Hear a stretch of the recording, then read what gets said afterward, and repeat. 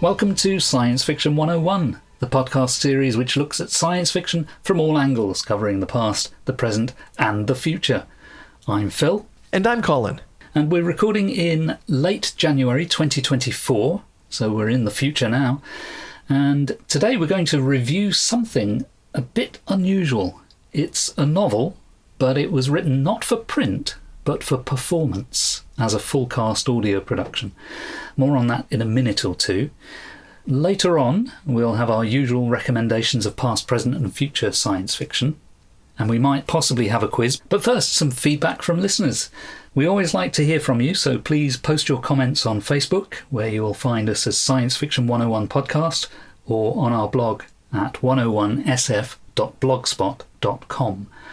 So a couple of postings from listeners. Paul responded when he saw that we were going to be reviewing New Worlds magazine, and he said, "I'll be interested to see what you make of this issue. The later large sizes were a cross between an impenetrable literary quarterly and Pravda." And in brackets he says, "Read some of the didactic party line reviews. This issue might just be before the cusp." So I don't know. I think impenetrable literary journal or quarterly or whatever it was. That sounds fairly close to what we read. Paul also gave us an interesting little factoid, which is that it wasn't Michael Moorcock's choice to include the Samuel R. Delany story, which is the story that we thought was the best one in the issue. He says it was actually James Sallis, who is the kind of deputy editor, who chose that story, and that Michael Moorcock wouldn't have chosen it because he didn't like it. Amazing. No accounting for taste. We also heard from Sue, and Sue wrote, "Colin and Phil, I greatly enjoyed your looks at Galaxy and Clark's World, both from about 2 years ago, and look forward to hearing this episode about Uncanny," which of course was our previous episode from this. Sue says, "My love of science fiction came from my dad, and I now have at least some of his collection of mags." And she attached a photo, or a couple of photos, of some boxes of old magazines. And one of them was for the magazine Unknown, which was a title that disappeared as a result of the Second World War paper shortage. And Sue says, "The March 1939 issue of Unknown has a story by Eric Frank Russell, whose 1950 novelette Dear Devil is beautiful. I have a marshmallow heart and love stories in which aliens and humans become good friends, e.g., of course, Project Hail Mary," which of course we've reviewed some time ago, but also Zena Henderson's Lovely and Gentle Subcommittee. And Sue finishes with, "Thanks for your great cast." It's cast with an apostrophe. I call it a pod, but some people call it a cast. So thanks for writing in, folks. Keep the comments coming. We always love to hear from you. Now on to our main topic, which is to review The Downloaded by Robert J. Sawyer, which is an Audible original. That means it's an audiobook first, before it is a print book. So, Colin, are you up for doing a plot summary? Sure, I'll try and give it a go. Okay.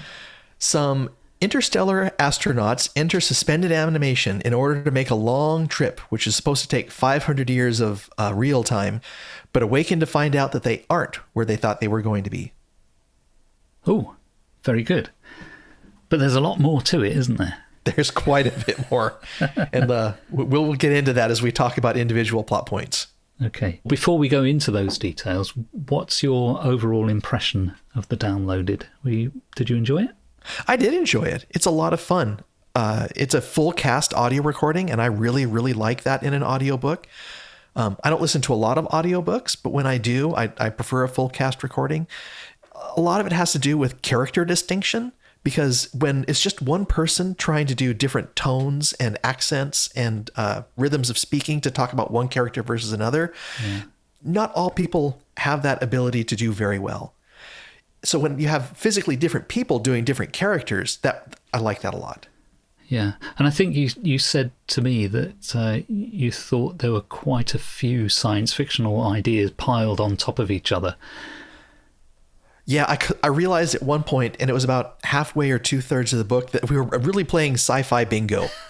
There are 13 or 14 different sci-fi topics in this one book, which in a future book, I guess you'd kind of expect, but maybe not to this degree. I mean, they had consciousness upload, quantum computing, cryonics, interstellar travel.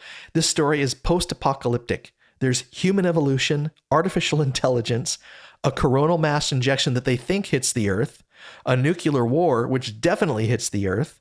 There's Asimov's laws and robotic murder, Martian settlement, asteroid impact, and to sum it up, a remotely projected hologram. What more could you want? I guess unless you did like blasters or lightsabers or something else. I mean, that's a lot of stuff. Thanks for listening to Science Fiction 101. That's all we have time for today. I like the overall story. The ending seemed a little, I guess, cheesy is the word I'm looking for. I thought you were going to say rushed. Well, yeah. No, it was definitely cheesy. Just because, everything turns out all right in the end. And that doesn't always happen in the situations that occur in this book. Right. Fair enough. I too love a full cast audio thing. I'm a particular fan of audio drama as opposed to audio books. I mean, I do listen to audio books, but I find it very difficult to concentrate on an audio book where it's just one reader. So like you, I like multiple readers, but I prefer full drama to just multiple narrators. But I thought this was an interesting hybrid. It was sort of not... It was... To make it sound negative, it was neither one thing nor the other. But I don't really mean that as a negative. It isn't someone reading a book, and it isn't a full drama, but it is somewhere in between, and I thought that made it interesting. But yeah, like you, I thought it was a bit overloaded with science fictional ideas. I didn't count up where they appeared. I mean, if they were equally rationed through every episode, it might have been okay, but I felt that wasn't what was happening. It was more that things were being piled in as we go, and it was almost every couple of minutes it was, here's another science fiction concept. But there were some specifics that I thought were good. I particularly liked the first episode because that established the complete failure of what we might call conventional cryogenics. So the idea that somebody dies, you freeze their body, and when the cure is found for whatever killed them, you thaw them out and you give them the cure, and hey, they're back alive again. But what this story shows or suggests is that's not going to happen, because what happens is they do have a man who is thawed out, and he is brought back to life, and he's kept alive very successfully. Unfortunately, he has no consciousness, and no matter what they do, they cannot bring his consciousness back. So this then leads to the idea that you have to more or less separate the mind from the body, and you put the consciousness into a quantum computer, because the conceit of the story is minds work through some strange quantum means. So put the mind in the quantum computer, freeze the body, and then when the time comes, you can reunite the two elements. And I thought the whole business around that grandfather who is revived, but it's not him because it is just a body. It's a living body, but it's just a body. I thought all of that was very, very moving and emotionally done. And I thought that was a really good start to the story, because you think it's going in a particular direction at that point, but then it says, no, there's going to be a problem, and it swerves off in this other direction. I thought that was rather good.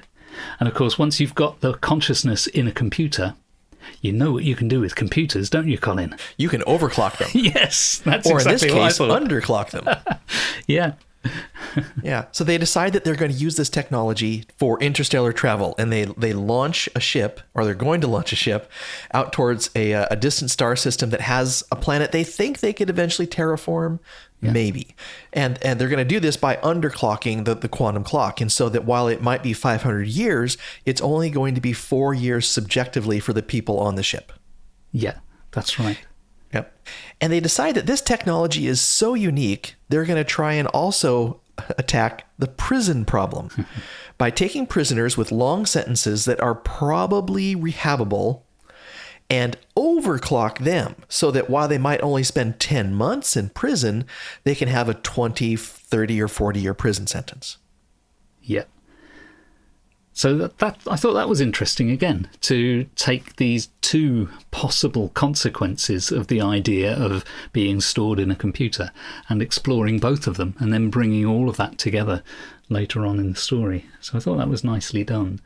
It did remind me of it's a Star Trek Deep Space Nine episode where Chief O'Brien is punished by some aliens for something that they think he's done, and they basically lock him up. In real time, I think he's only in there for a couple of days, but in his mind, he's been in there for like 30 years. So he thinks he's been in solitary confinement for 30 years, but it's actually just been a couple of days. So it's the same basic concept. That also reminds me of, that particular Deep Space Nine episode reminds me of the Shawshank Redemption. Oh, yes. Because, we believe that the chief is completely innocent, but while he's, in this hologrammatic artificial consciousness state, he actually commits crimes that he then, carries the burden for when he's all done. Right, yeah. So he had to go to jail to be a criminal. Yes, that's right. What did you think of the I say central character. There's one character who is slightly more central than the others, and that's I think he's called Cadulian. Roscoe. Yeah, and he's played by Brendan Fraser, who's, the Oscar-winning actor. And I wondered if this was going to be another George of the Jungle role or a mummy role for him, but fortunately it's not. It's more in keeping with his current status as Oscar winner for The Whale. But I thought he ultimately created a very likable character. It's somebody who starts off as a murderer, as far as our knowledge of them is concerned, start off as a murderer, but then is redeemed really by the end of the story, because he becomes the sort of the mayor of the town that the downloaded, all the various people who've been stored in a quantum computer are all downloaded into thought out bodies, and he becomes their sort of elected leader. We should take a half step back, because the summary I gave was very, very brief. The entire experiment, the prison experiment and the interstellar travel experiments, fail because the ship never leaves Earth. Yeah. And there's a limited nuclear war. And so the entire staff of the quantum facility dies. Yes. And so the only reason they ever wake up is the crew is programmed to come out, and the prisoners who are in suspension, in prison quite a bit longer than they had told they would be, all get thawed at the same time. Yep. Except for one person. One person's cryocrypt has been smashed in and their head caved in. So they've got nowhere to go, basically. They can't come out originally. Yeah. But then Valentina decides that oh gosh, this is so... So all these people are trapped on an Earth that is approximately in the... it's post-apocalyptic. It's kind of like Planet of the Apes, although instead of apes, they have Mennonites, and they don't have a lot of them. They just have at least one isolated band. Yeah. So they can't go anywhere, and an astronomer who was on the ship in suspended animation again had realized that there is a gigantic asteroid which is going to hit the Earth They call the asteroid Brimstone, and it is large enough it's going to liquefy the crust and destroy all life on Earth in 7 years. Yeah. I'd forgotten that, of all the other things that are going on in the story. I'd forgotten that. Yeah. So some of the people decide they're going to, stay in real life. A couple of people decide, yes, no, put me back in the quantum computer and superclock it, and I'll be able to live like 168 years, relatively speaking. And because Valentina so despises being in a male body, that's what she chooses. And so there's this whole heartbreak story between her and Roscoe. Right. And then can I lay in another complication to the story? Sure. And that is the whole thing is told through interviews with the various characters. And I think it's about episode 4 or 5 that we finally discover who it is who's doing the interviewing. And it turns out they're Martians. Well, except they're Martians who used to be people.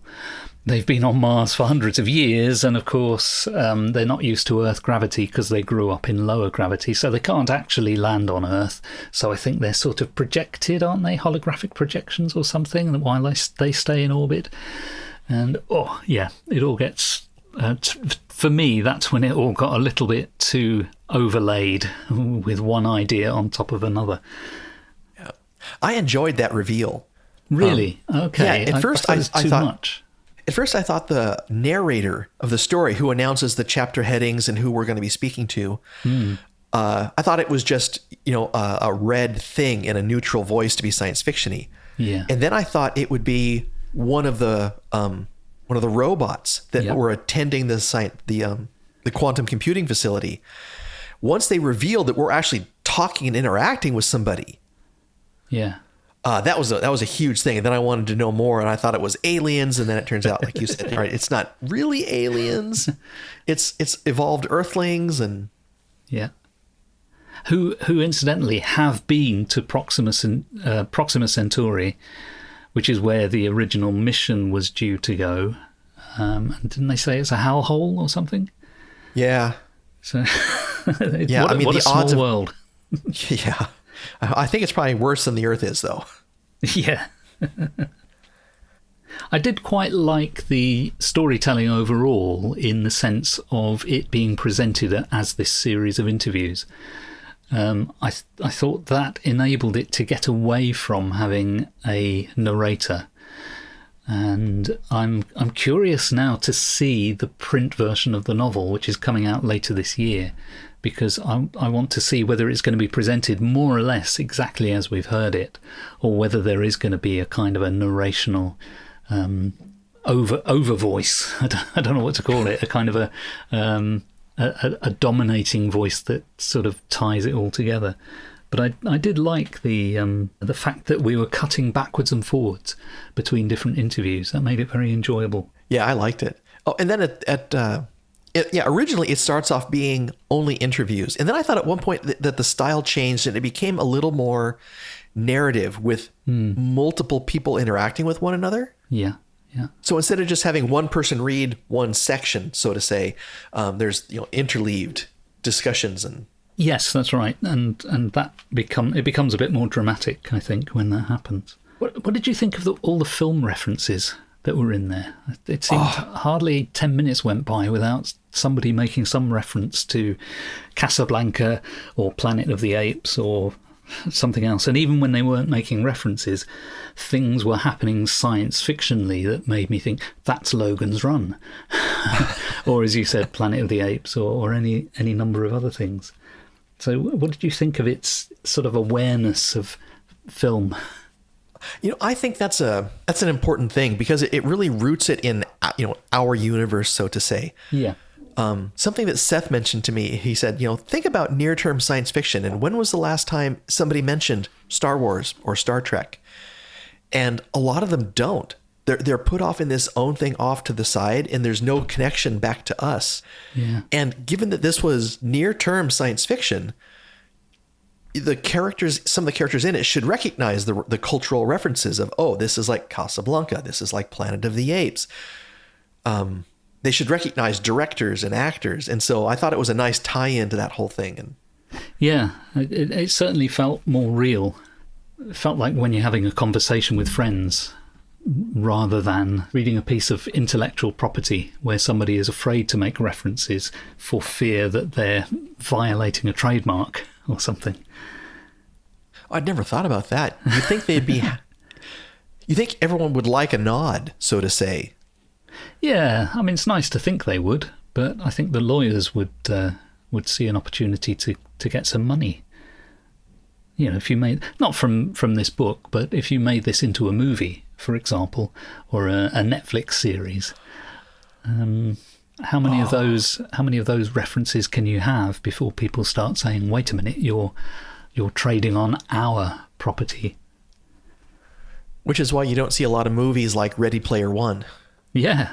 Where the whole thing is about the properties. Yes. Yeah. Crazy. I hadn't even considered that. It was the first thing I thought of, really. But no, it was fun. I thought it added a fun human dimension to it. And if anything, it might make this whole Audible original accessible to more people. So people who perhaps don't really do audiobooks so much might be tempted to this one because of, well, it's got a star actor in it, for example, and knowing that it is dramatized rather than a straight reading, it may attract people to it who normally wouldn't go for an audiobook. So yeah, well, and Robert J. Sawyer is no slouch as an author either. Oh yeah, absolutely. I think what he's very good at, both here and in the other books of his that I've read, is he's very good at considering all of the consequences of the science and technology in his stories. So he will choose the little science fictional hook, which in this case is storing consciousness in a quantum computer, and then he will think, what is the consequence of that? But not just one consequence. He thinks of all of them, and then he explores the whole territory. And that's why we've got these two extreme groups of people in the story: the people who are thinking they're going off to Proxima Centauri and the people who are imprisoned. You know, they're two totally unconnected groups of people who ultimately have to get on with each other because they're the only humans left alive.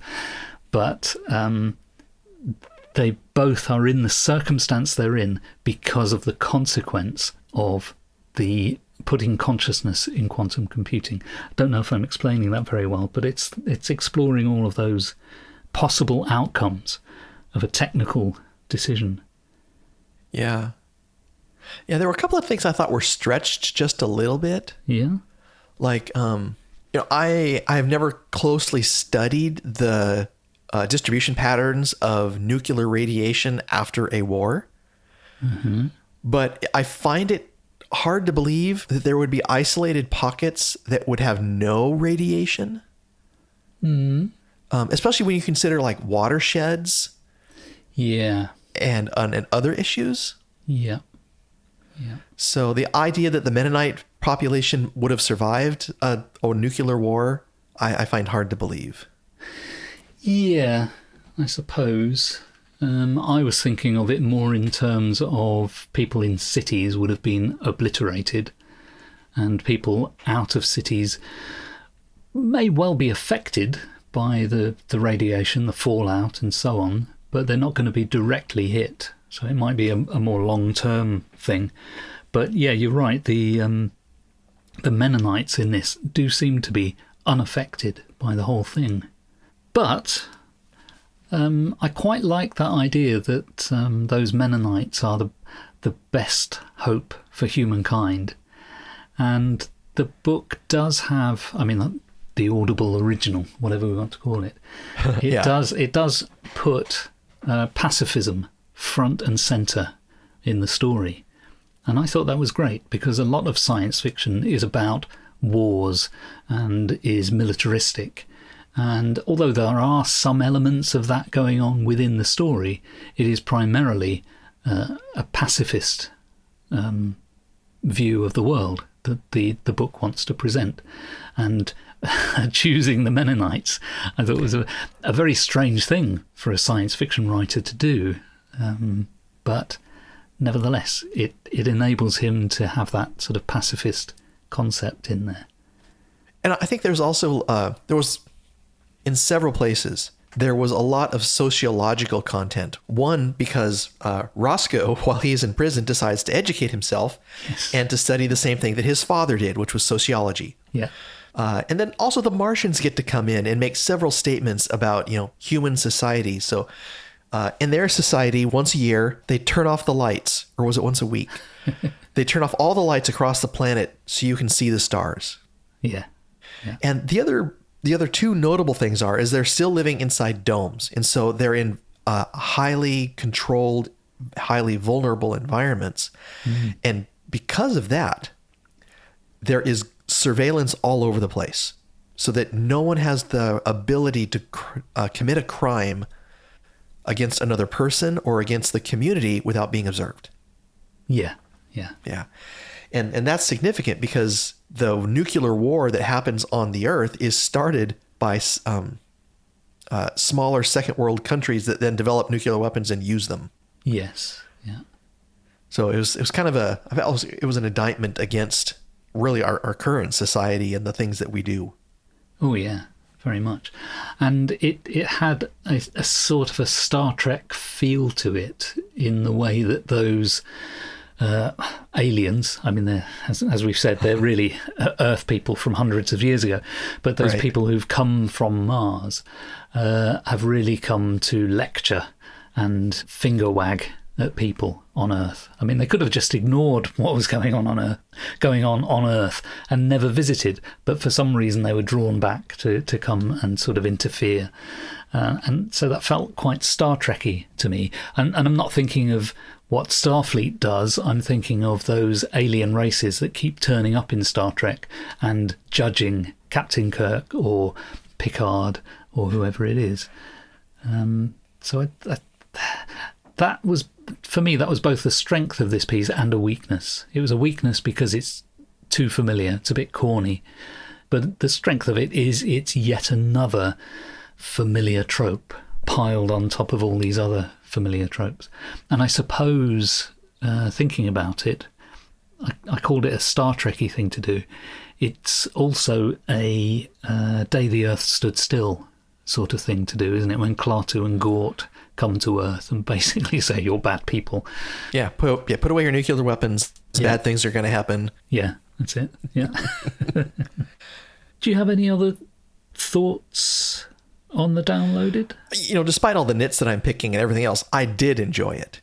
I liked the full cast recording. Once I realized we were having sci-fi bingo, I was kind of into it and got into that groove. And it's an interesting story overall. It's not one that I'd come across. While there are bits and pieces of it that are similar, this narrative is very unique, and I did like it. Yeah, me too. And I found myself wanting to listen to the next episode. Originally, I was going to ration myself to one per day. But on the first day, I listened to 2, and then the next day, I listened to 2, and I started listening to a third. So it does draw you in, and I like the overall structure of the piece, that it feels as if it's moving somewhere. A lot of these science fiction serials that you hear in audio drama, and I'm thinking particularly the sort of amateur ones that are done as podcasts, you don't actually have such good quality storytelling. And I think this one is well structured, certainly well performed. I think there was one character where I thought the performance was frankly dreadful. But most of the cast, and it's quite a big cast, were really very good. Very good characterizations, distinctive voices, and it was, as you said, I think you said earlier, that it was so easy to tell one character from another. They were very distinct, both in terms of performance and the way they were written. So, yeah, very good. I think I mentioned earlier that there is to be a conventional novel from this, which is coming out in May. And I looked on Amazon, and it is listed there as a paperback, but it's not available as yet for pre-order, but it will be soon. So it's coming out in May. Let's do a quiz. Please. I found this quiz, but I have not yet taken it, so we can take it at the same time. Oh, okay. All right. I'll just read this out loud, although you can also give the link to people in the podcast notes if they want to follow along. Yeah. So question 1 is, in which medium did the science fiction genre begin? And you can choose from film, literature, and comic books. Well, I'm going to say literature. That looks correct. Question 2, true or false? Science fiction stories only include technology that actually exists. True or false? Definitely false. Yeah. Which of the following is often said to be an early example of science fiction? Frankenstein by Mary Shelley, Paradise Lost by John Milton, Pilgrim's Progress by John Bunyan. That'll be Frankenstein by Mary Shelley. Yes. Question 4, true or false? The science fiction and fantasy genres have nothing in common, and a story can never include elements from both genres. Let me ponder that for a moment. Well, obviously false, because I can think of many things that combine elements of both. I'm the first bit. Science fiction and fantasy genres have nothing in common. To be honest, I do tend to believe that. I do think they are separate things. But the second part is clearly nonsense. A story can never include elements from both. Well, we know all sorts of stories that include elements of both. And I would point you to Star Wars, for example. Exactly. Yep. Question 5 of 7. Science fiction and fantasy are often considered to be part of what broader category of fiction? Reflective, inquisitive, or speculative? Well, the answer's speculative, but I'm quite happy with the others as well, actually. Yeah. Yeah, they would make for more interesting stories. Yeah. And question 6, which of the following is a common topic in science fiction? Extraterrestrials, time travel, intergalactic travel, or all of the above? Oh, thank heaven for the last answer. Yeah, all of the above. Yes. Given the audiobook that we just read especially. Yeah. Okay, last question. Generally speaking, science fiction is distinguished from fantasy by using what elements as part of its story, plot, or setting? Science and technology, or magic and mysticism? Let me think. Science fiction must be science and technology. Yeah. All right. You got 7 out of 7. I did. So, that is a quiz from dictionary.com. It is. And it's called Quiz Yourself on Sci-Fi Facts, Cyborgs Welcome. So, hey, that was good. That was quite easy, though, I have to say, especially because they made it multiple choice, but that's all right. Sure. And that wasn't one of those medium quality quizzes that I sometimes spend time making up. You got a full quality one this time, even if it was easy. Yeah. Now, I do have a quick off-topic question for you. Mm-hmm. I know that you play Wordle because you post the responses on Facebook. Yeah. Do you play Connections? I do. Yes. Because I found a site, because there are also sites that let you make your own Wordle puzzles. Yeah. I found a site that lets you make your own connection puzzles. Okay. And I almost whipped one of those up. But I'm like, I don't know if that would work well in a podcast. But No, it's a bit too visual, isn't it? Because Yeah. you've got to see the pattern, the visual pattern. But I'd like you to think about this. I'd like you to think about you coming up with your own set of connections, sets of words. Yeah. And we could create that connection puzzle and send it out to our listeners. Ooh. And give them a little challenge. Yeah. Now, there's no feedback from this site. I can't tell how many people take it or how many people got it right, but it might be a little interesting thing for people to do. Yeah. Yeah, we should have a go at that. I'm always complaining that Connections, the official New York Times Connections, is too easy, because most of the time it is. The only times I ever get it wrong is when it is when it's dependent on some aspect of American culture that I'm not familiar with, and that usually means baseball or ice hockey. But Otherwise, I find them very easy. So it would be a challenge to come up with one of my own, but also to come up with one that is a bit tougher than the official ones. So yeah, let's do it. Well, yeah, maybe you could come up with one that's a little more British oriented to give us a more international flair. Yeah, full of cricket and what else do we have? Tea. Oh no, but it'd have to be science fiction tea and science fiction cricket. Shall we move on to past, present, and future? Yes.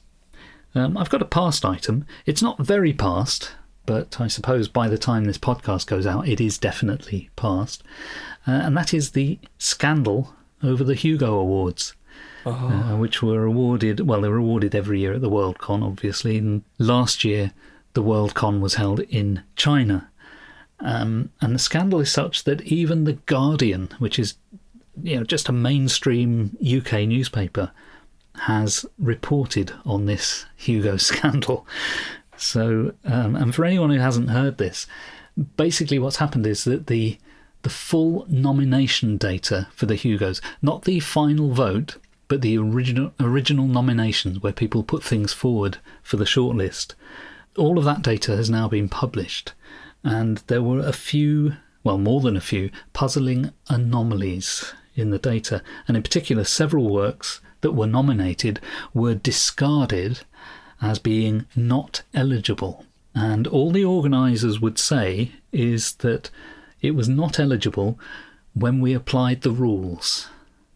And of course, people are all a little bit suspicious, especially when it turns out that some or all of the ineligible works happen to have been written by people who were either directly or indirectly critical of the Chinese government. So it's a little bit, a little bit suspect, I find. Yeah, I was disappointed in that. I've been reading everything I can about it to try and learn more. Yeah. And at one point, somebody mentioned that in the July newsletter from Chengdu, that they said that they were going to use more than the Worldcon Constitution as laws for choosing which nominations were valid and invalid. And so I went back and I downloaded it because it's still online. And sure enough, it says that they would be using all local laws to validate nominations. And so that, in conjunction with a very interesting piece that I found from a File 770 commenter about the nature of when you block something from being discussed. Censorship? Yeah, the nature of censorship. Yeah. And how, and they brought up 1984 and a lot of other just interesting topics that while people think that the Chinese government may have been directly involved in stepping on some of those nominations, it's possible that just the overall censorship caused people to take actions to prevent them from having problems with the government and that nothing was... Yeah. But it's hard to tell because no one's talking. Yes, that's right. Oh, well, the few people who are talking are simply repeating the same message, that we applied the rules. And yeah, I don't think that's satisfactory. I mean, it's nothing to do with me. I didn't even have a membership, so I've got no right to comment. But these awards are considered to be significant because publishers will put it on the cover of the book, Hugo Award winner. So there is some impact from receiving a Hugo, and so yeah, it's all a bit dodgy, as we say over here. Yeah, it tarnishes the reputation of something that the community or a large section of the community respects. Yeah. Do you have any past items? I do, and they're all thematically related. My past, present, and future items. I have one of each. Okay. My past item is that Dune Part 1 was re-released to theaters on January 24th. Mm-hmm. So if you're looking forward to Dune Part 2, by the time you hear this podcast, it'll be too late to watch it again. But apparently Denis Villeneuve's Dune is a major event, and so it gets a re-release. Do you think they're re-releasing it in order to prime people for watching Part 2? Oh, definitely. Right. I mean, in a way, if you think about it, we have 3 different Dunes going on. There's the story. There is the David Lynch Dune. There's the sci-fi miniseries Dune. And now there's Denis' Dune. So technically there's 4 of them. Yeah. And to make sure that you know which one we're going to be seeing in March 1st, they want to have that story fresh in people's minds. That's a good move. Should we go on to present items? Yes. A very brief one from me to begin with. I've got a couple of others as well. But now we're in 2024. Do you know which science fiction movie we must be living in? Oh, I'm drawing a blank. Oh, it's A Boy and His Dog. Oh. Another post-apocalyptic. Yep. Give me your present item, or one of them. February 18th and 19th, if you go to theaters, you can watch the Fathom Events re-release of David Lynch's Dune, because this year is the 40th anniversary. Okay. So if you want to confuse yourself by watching the wrong prequel to the forthcoming sequel.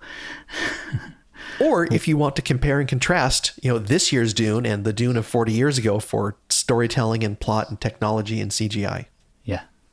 I've got another present item.